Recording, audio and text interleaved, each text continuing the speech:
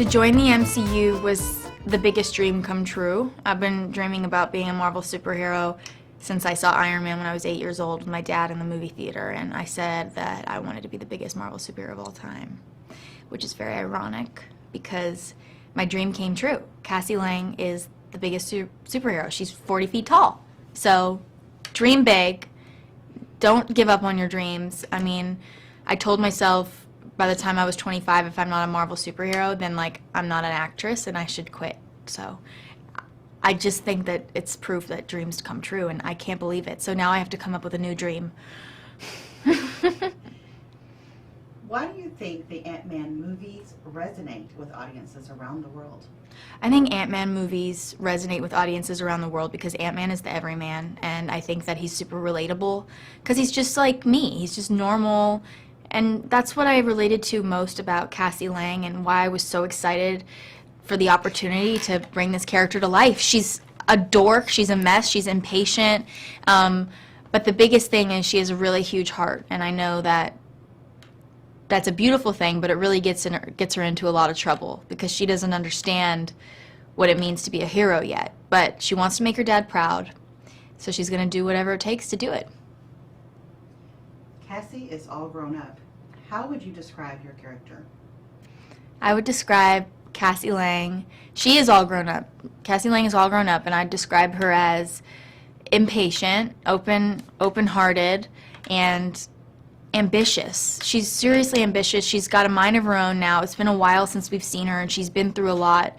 You know, her dad's been gone, and she had to make a choice, and she chose to look out for the little guy. She was a hero in her own way, even without the super suit. I think that she just fights the good fight, and you can feel that. And in this movie, I hope that audiences feel how much we wanted to show that her heart is huge. And just kind of like what a mess she is, you know? She's tripping over herself and kind of a klutz, just like me, kind of a dork. But I think it makes for an interesting character because no one just wakes up a superhero. I mean, maybe some do, but Cassie Lang definitely doesn't just wake up and know how to save the world. Describe Cassie's relationship with her dad, Scott, now that she's grown up. I think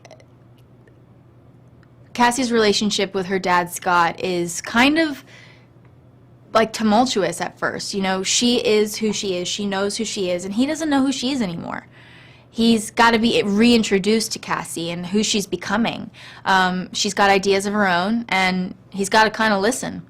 In this movie, the heart of the story is a father and a daughter reconnecting. I like to jokingly say it's like a road trip movie, father-daughter trip through the quantum realm, and you know, they're learning about themselves all over again. They're making up for lost time, and I can really relate to that, and I think a lot of people can relate to reconnecting and making up for lost time.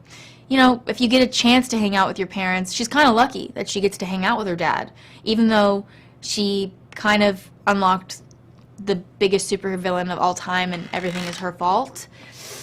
She gets to reconnect with her dad, so that's the plus side of making a huge mistake. How did you and Paul Rudd find that father-daughter dynamic? Finding the father-daughter dynamic with Paul Rudd was the easiest thing ever. He's the best actor ever. He's so funny. I'm so lucky because I always dreamed of being in the Marvel movies, and I got to be in a movie with Paul Rudd, someone I'm a huge fan of, and you know, he just believed in me, he trusted me, and he told me not to hold back and to take risks and to try that joke and not be afraid to fail, which is the most beautiful thing because he didn't have to do that. This is his franchise, it's his movie. He could have just come to work every day and like said bye, but he encouraged me to try, which I think is very Ant-Man. It's very superhero. He was definitely my hero on this movie, and without him, I wouldn't have been able to take as many risks. That trust let me fly. What is Cassie's relationship with Hope like, and how do you and Evangeline Lilly bring that to life? Cassie's relationship with Hope is kind of like great. I think that Hope really supports Cassie. She believes in Cassie and kind of wants her to just jump. I think Ant-Man is the opposite of that. He wants to keep Cassie safe. He doesn't want her to take risks. He wants to protect her at all costs. And you can feel that in the movie, and it causes like a tension between Hope and Ant-Man and Cassie. But Hope's got Cassie's back, and I think it just is empowering. It's, women helping women. It's a family kind of love and support, and I'm excited to see audiences feel that. How do Hope, Scott, Janet, Hank, and Cassie end up in the quantum realm, and what is their plan once there? Hope, Janet, Scott, Cassie, and Hank end up in the quantum realm all because of Cassie. It's her fault. She doesn't know what she's doing. She unlocks some portal thing to the quantum realm. Thinks she's doing the right thing. Once again, good intention, not well thought out. Doesn't that sound relatable? Doesn't that sound like something you do on a daily basis? Because I do. I say things without thinking, just like I'm doing right now. I spoil parts of Marvel movies, just like Tom Holland.